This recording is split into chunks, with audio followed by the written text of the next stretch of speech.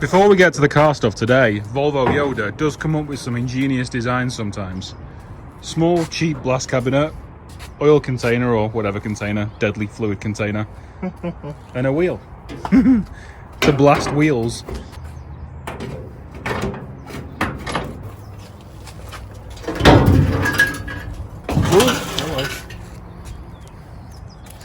See the wheel now. Oh my god, that's genius.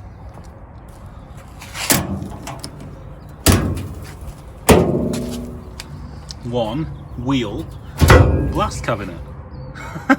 That's so cool. That's hilarious. There you go. So if anybody needs wheels blasting in the San Fernando Valley area, Bodget and Scarpa Blasting Services has just opened for business. More steel, more bracing. Here we go. Okay, people, we are starting with triangulation. That one's shorter because it was I had that piece of metal already. So that's how that is. This side, they're both the same length. So yeah, and I think what I'm going to do is I'm going to triangulate in and bolt into the concrete. That just came over my mind right now, and I think that'll really secure everything down. So yeah, so this side is next, and I'm being very, very careful not to knock that over. Like I said before, that's that side, and that is that side. And the feet is spread, big piece of wood, and I'm going to put some screws at the end so they don't move on that wood. And now what I've thought, from Volvo Yoda, I have this metal. I'm going to chop it there, and I'm going to triangulate. I'm going to bolt this into the ground, into the concrete. I'm going to triangulate to here so it takes more weight and it stops the side to side, because I still have side to side movement. Obviously I don't have front to back now. Yeah, that I think is a good solution. So triangulated it on the inside and bolted it into the concrete right there, and now this thing hardly moves. I'm going to do the same thing. It's not going to be that long, but I'm going to do the same thing on that side, triangulate it probably a lot higher up. I'm going to go and get just one more piece of steel tomorrow, because you know, obviously this fence is not half as good as the one I built. So we'll probably put 2 bolts in there so it will stop going that way and that way. So yeah, good stuff.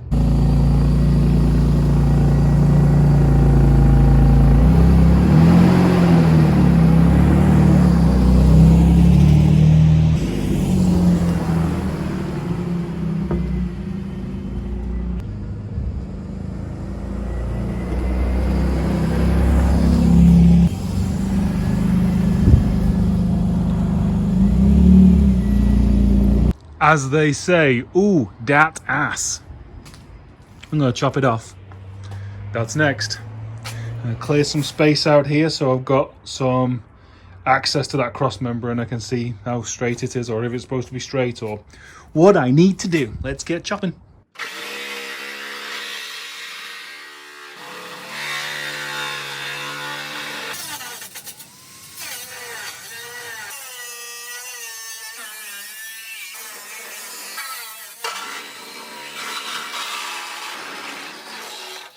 I'm just nibbling slowly because this is a new car. It's not like the Miata where chopping it up is really well documented and you can know where to cut. So just slowly going through it. I'm going to leave the battery tray in because I want the car to be mobile, to move it around and stuff, but I want to be able to get as close to the diff area as I can, as easily as I can.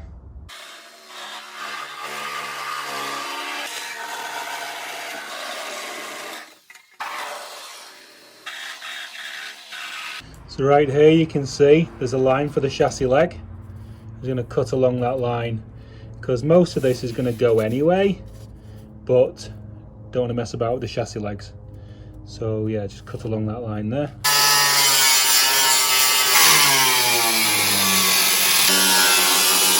So I made these front cuts from underneath because I didn't know exactly how close I could go to this structural area. So you can see it from underneath, but you can't really tell from on top.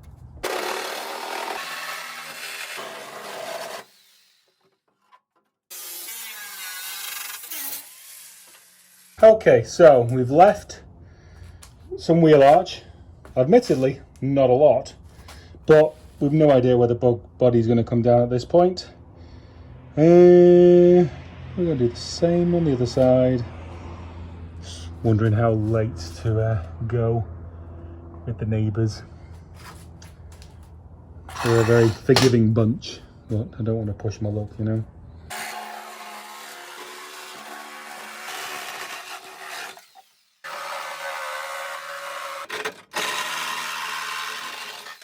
So I think what I'm going to do before I take all this area out is I'm just concerned about position and taking any strength out from the shock mounts. They're only shocks.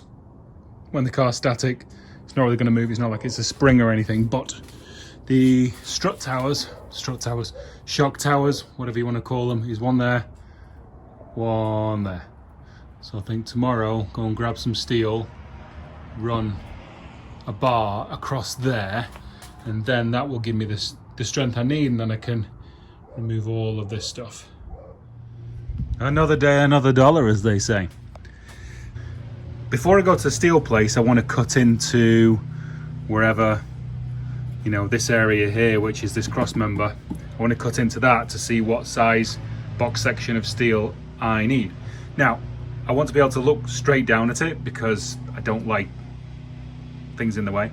So I can cut this pretty much to that point, and I'm still going to have the tie-in of the two shock towers. So I think I can take a lot of this off now, but as I say, down to kind of there-ish.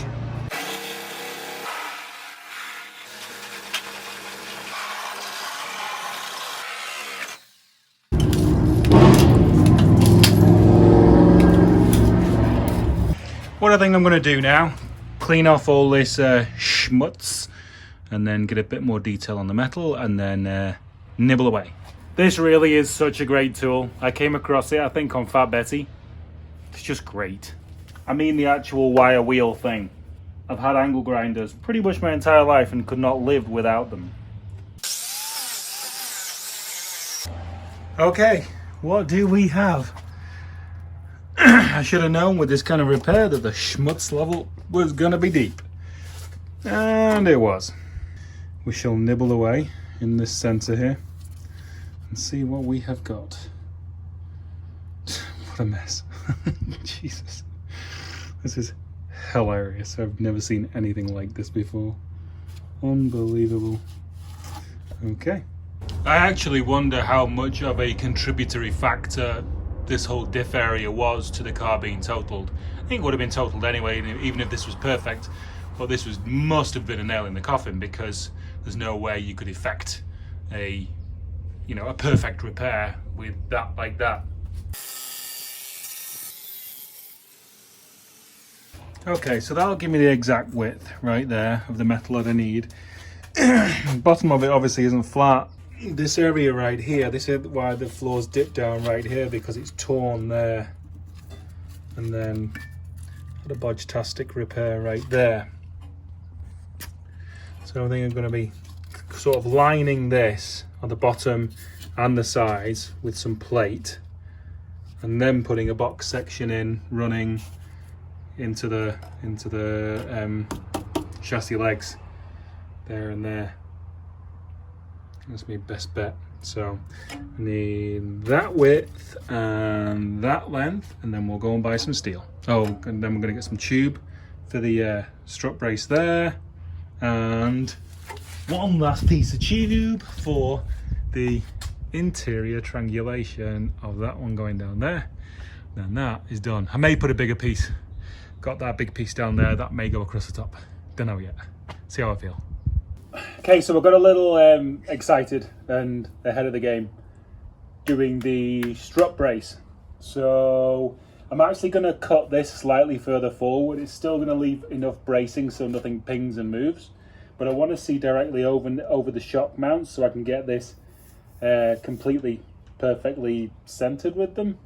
Okay, so we've got a really good eye over those center points now.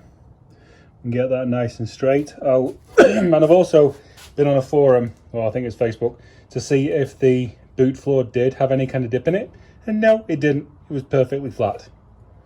So it's going to take a bit more work than I thought.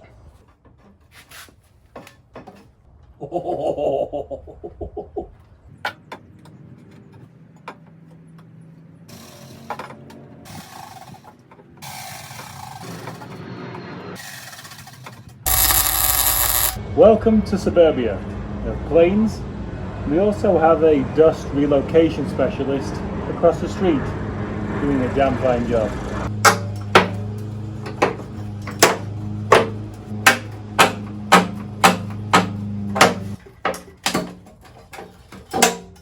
And there we go. Bloody hell. And definitely a fight being put up, so gonna trim around here so I can weld the back edge of this amazingly professional strut bar. Right, done some trimming. So these strut tops or shock tops, whatever you want to call them, shock towers, are all clear enough for me to weld on. And I did have an issue. You can see this side's a bit of a mess because this side was a 1/16 of an inch down and my OCD kicked in and I could not deal with it. So I had to chop it back off. Now it's tacked back into place. It is spotty dog on. So, should throw some weld at it. Well, it'll stick, but it's pig ugly. Hello, what did you get done today? Show me. Amazingment. I got more cutting and a strut bar because it's a race car. A strut bar, exactly right. I was hoping you would do just that. I was thinking to myself, what this car needs is a strut bar.